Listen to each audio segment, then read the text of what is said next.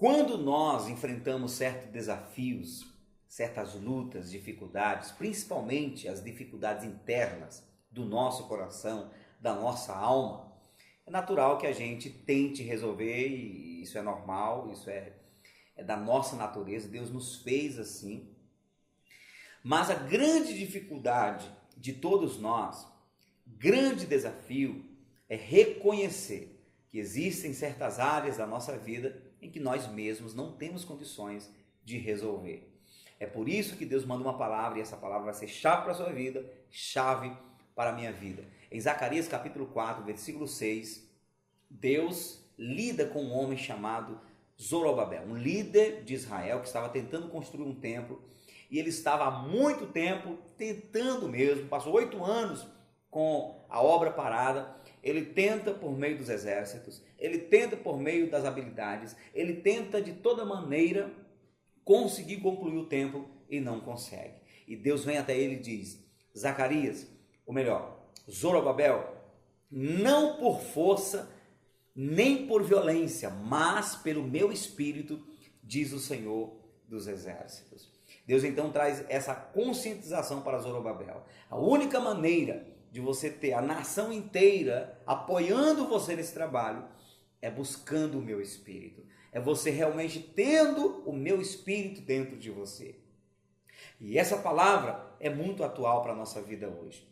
Para tudo que nós vamos fazer, estamos fazendo, desafios que estamos enfrentando, se estamos enfrentando na força do nosso braço, nossa força será pouca e provavelmente nunca teremos a habilidade de vencer, respaldar, resolver algumas coisas na nossa vida interna e até mesmo naquilo que é exterior. Quando Jesus começa a trabalhar com os discípulos e passa 3 anos e meio preparando os discípulos, prometendo a eles que eles continuariam a obra que ele começou, chega um momento em que ele diz: olha, vocês vão precisar de algo além do próprio ensinamento que eu tenho dado a vocês. E quando ele diz: eu vou morrer, terceiro dia eu vou ressuscitar, e depois vou ser assunto aos céus, e vou enviar a vocês uma força maior do que vocês têm. Quando ele diz: eu vou morrer, Pedro imediatamente, e com outros discípulos, a Bíblia diz que outros discípulos apoiaram, falaram a mesma coisa. Então Pedro diz: Senhor, eu vou contigo, eu estarei pronto a te seguir até a morte, se possível for. E Jesus falou: não fala isso, Pedro, porque hoje mesmo, antes que o galo cante 3 vezes, você me negará. Pedro disse: não, eu vou contigo até a morte.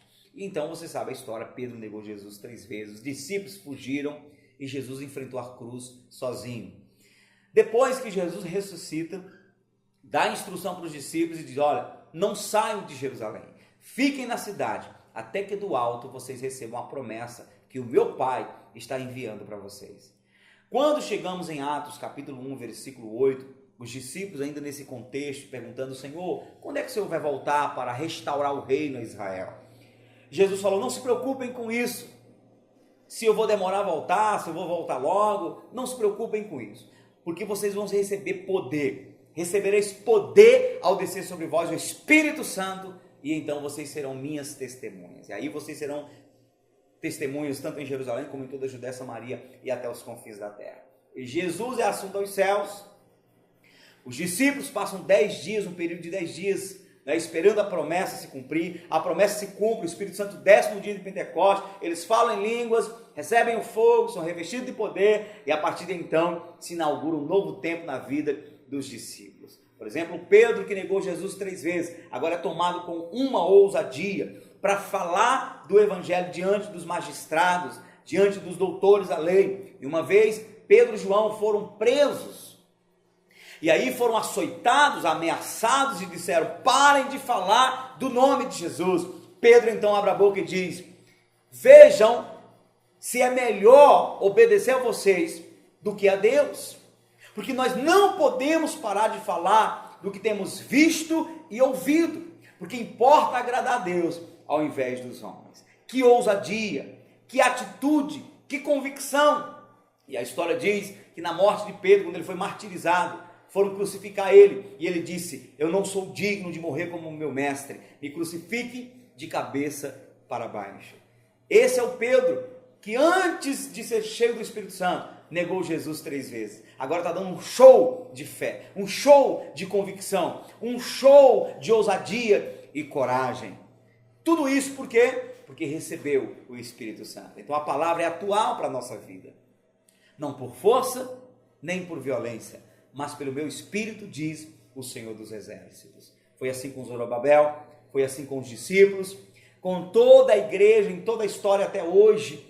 A igreja que prevaleceu, a igreja que se levantou, os cristãos que realmente honraram a Deus, foram aqueles que foram cheios do Espírito Santo.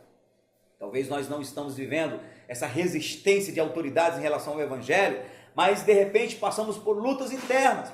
De repente você é alguém que tem tentado, tem buscado enfrentar, resolver situações, passar por desafios, enfrentar esses desafios internos, ou no casamento, ou na família, e não sabe mais o que fazer. Já tentou segurar o casamento pelos argumentos, pelas habilidades, por tudo aquilo que você tem alcançado e tem conseguido entender como subterfúgio para salvar seu casamento, e não tem conseguido.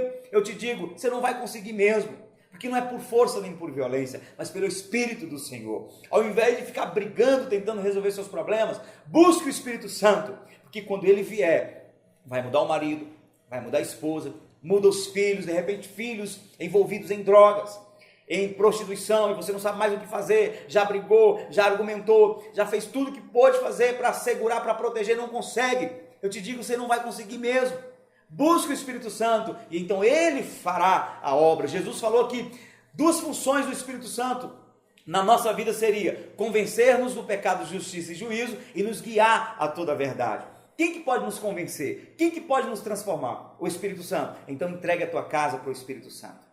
Quem pode nos guiar no caminho seguro? O Espírito Santo. Então nós dependemos dele, não por força nem por violência, mas pelo meu Espírito, diz o Senhor dos Exércitos. Se entregue ao Espírito Santo, se entregue à obra do Espírito Santo, busque comunhão com o Espírito Santo, ser cheio do Espírito e um relacionamento com ele, e as coisas serão diferentes na sua vida, não por força nem por violência. Até com Jesus foi assim. Jesus falou: o Espírito me ungiu para evangelizar, curar, libertar, enfim.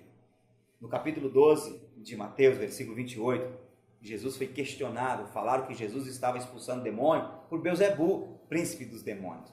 E ele então abre a boca e diz: se eu expulso os demônios pelo Espírito Santo, a vós é chegado o reino dos céus. Então o próprio Jesus não fazia nada sem o Espírito Santo. Os discípulos não fizeram nada sem o Espírito Santo. Deus ensina para Zorobabel: você não consegue sem o Espírito Santo. Você e eu, naturalmente, não conseguiremos ter sucesso, vencer as lutas, ser vitoriosos, ser fortalecidos sem o Espírito Santo. Vamos buscar um relacionamento com o Espírito Santo, ser cheios do Espírito Santo, e teremos condições de cumprir a vontade de Deus. Porque o Espírito Santo é o próprio Deus habitando dentro de nós. Deus abençoe.